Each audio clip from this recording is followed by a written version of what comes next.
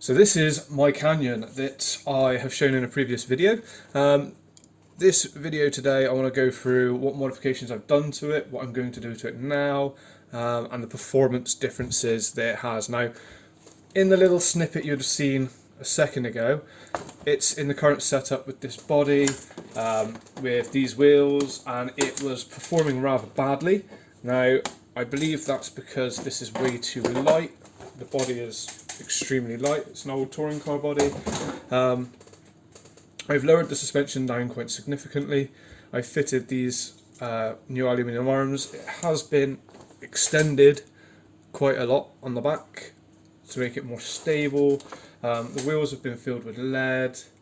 We've got the motor raised up and a bash plate fitted. We've also got a metal mount under there now with some different screws. We've got a 35 turn motor with the battery fitted up front. And we've also got a new speed controller as well, and also a switch for the lighting. So as it stands, that is the current modifications. I'm now going to do a few more, and we're going to take it out for a blast.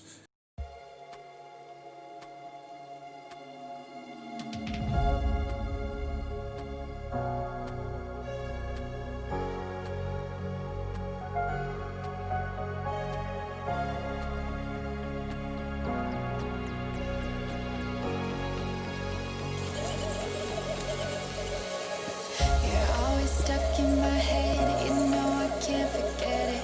I try to move on, but you're the one that I dream about. I sit alone in my room, drawing up pictures of blue skies. We've been apart for so long, I'm always replaying all the pictures and memories stacked up in my head. I wish I could let you go, I wish I could just forget. I can never shake you off. You're stickier than my super glue. I can never shake you off. I'm always trying to get rid of you. I'm never shaking you off.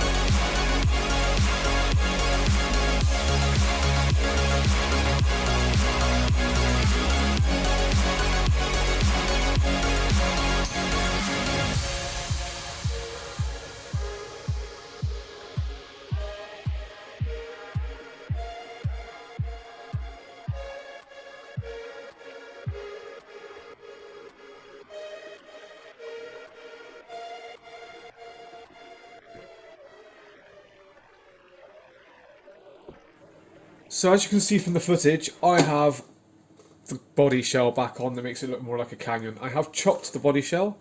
This is what was the roof rack. I've just chopped it clean out and then glued this bit back. I don't have anything on the back to hold it on apart from the Velcro, which is very sticky, but you can kind of see how I've done that, the line of glue around there. On top of that, I've moved the lights back, added this bar over the top because I kept knocking the lights off every time I rolled. We got some limb risers on there, but other than that, that's how the body sits. It gets the weight nice and down low instead of up high as it was. We have TRX4 suspension adjustment bits. I can't remember what they're called, but they are advertised for a TRX4 that allows me to adjust the suspension up and down. I have got it back on the bead locks because, as you can see, the standard ones are over there drying on the radiator because they all got very full of water. These bead locks are now full of hair bun things, hair bun donuts, so next time I'm out I'll give these a good run in. So the electrical system I'm running is the Surpass Hobby 35 turn motor. It's a 550 instead of a 540, a lot more torque in there. The Surpass Hobby speed controller, what I've done is taken the cover off, filled it full of epoxy, and you might be able to see in the camera, you may not, but that's all full of epoxy, so it's very very waterproof. The receiver is not waterproof, however, so I've got to be a little bit careful. However, the box does do a good job of keeping any water out. We have these generic arms for an SCX10. These are adjustable.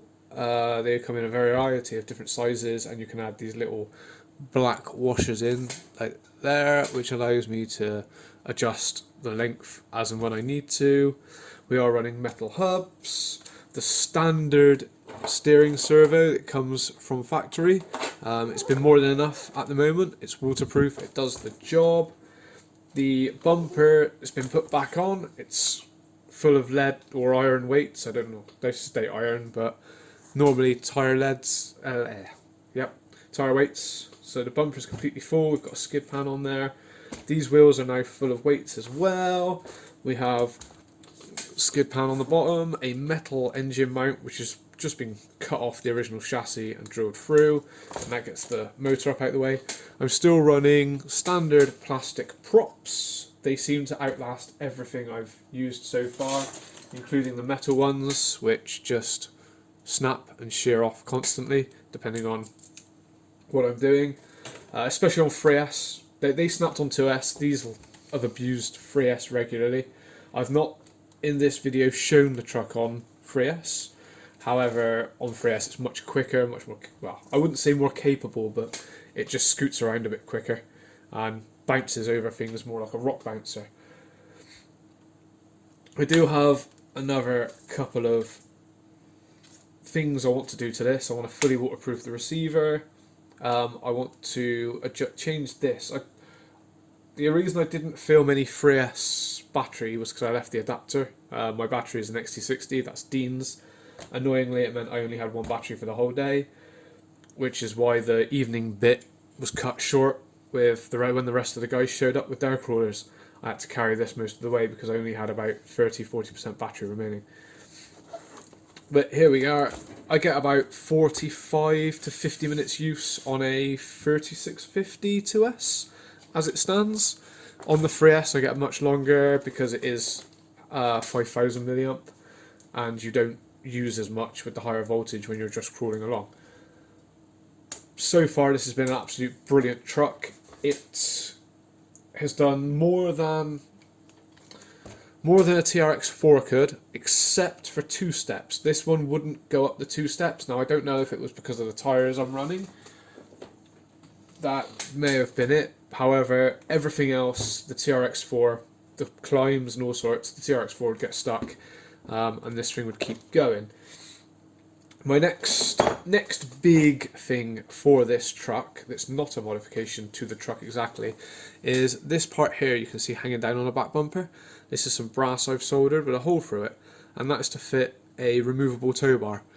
Now that's going to allow me to tow my boat. I have a big, quite a large radio controlled boat which suits the scale of this perfectly. And what I'll do is I'll attach the trailer, attach the boat, attach the shell and some batteries, and I plan to drive this through the park to the local duck pond and attempt to launch the boat, reverse launch the boat into the water and drive the boat round. As you may have saw in the video, I've finished the trailer for the WPL. In my last video I showed you making the base of this trailer. I finished it off with a bit of coroplast, and that was scooting around behind the WPL. Unfortunately the gearbox destroyed itself, so that truck's out of action now for a little while. But as I said in the previous video, that truck will be getting a motor and gearbox, and as soon as that's done we'll have a mess about with that. So this is it for now. I'm going to keep this truck as it is. We have a switch on channel 3 to turn the lights on and off, which is handy, which is why on the video the lights are sometimes on, lights are sometimes off.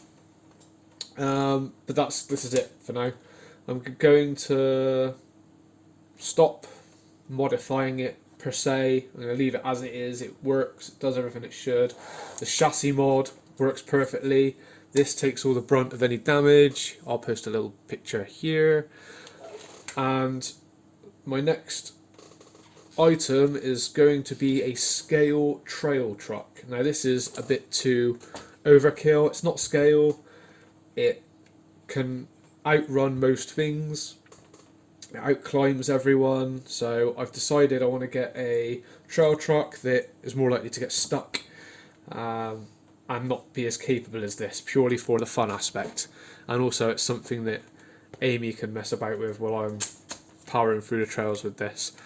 So in the next couple of videos we are going to have this towing boat, trail truck, maybe my other boat that I've modified something wicked, I don't know, but lots more RC content to come in the new year. So this will be my last video this year. I do hope you all have a fantastic new year, and let's just hope 2021 is much better than 2020. I appreciate your support and anybody viewing these videos. I've got a lot of good comments, which I've only just recently restarted doing videos, and I'm getting a lot of good feedback from everyone. So I hope to see you in the next videos that I do. Thank you very much for watching, and goodbye.